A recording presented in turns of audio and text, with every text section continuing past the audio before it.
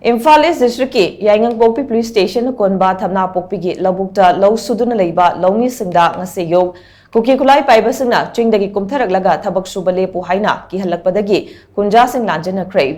Thaudok asigi matangda press na phangba paw amagi matungina thaudok asi ngasi yukpung 9 makhairom tarakpa aduhaida thokibane Thamnapokpi ki KHUNJA singna labukta kumduna lok suringeida khanghodana Thamnapokpi maning chinglomdagi Kuki KHULAI PAIBA myoi khara Jingkhong yoromdai fawba kumtharaglaga mafam asi thadoklaga chatko labukta thabak suba yaroi haina KIHALLAKPADAGI mafam aduda thabak suramba Thamnapokpi ki KHUNJA sing khonglei thuna KHUL tamna chelaki hairi Housing mafam aduda IMPHAL East District Police amadi Central Force su changsin kre haina pawosena makha chari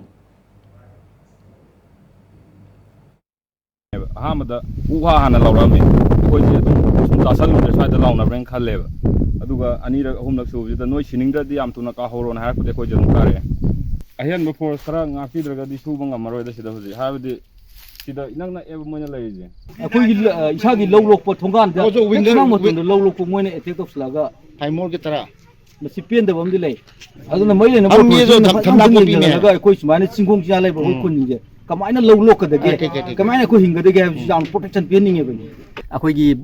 chahi ma gi chana na law ujari dei da akoi gi khunja da moi gi jaga da moi gi kuki khun manak te yeru bu sunate akoi gi maite gi Thamnapokpi sana sabi gi akoi gi khunja da yeje basi da sibau da moina yeibe yaroi na akoi da sumaina thingjal aga di akoi chahi ma gi chana ba phawni masi kamai toroga akoi lok pangam doino aduna mari leina ba authority jina akoi law yeibe yana na ba gi damakta akoi yengchen bio hai bi akoi haini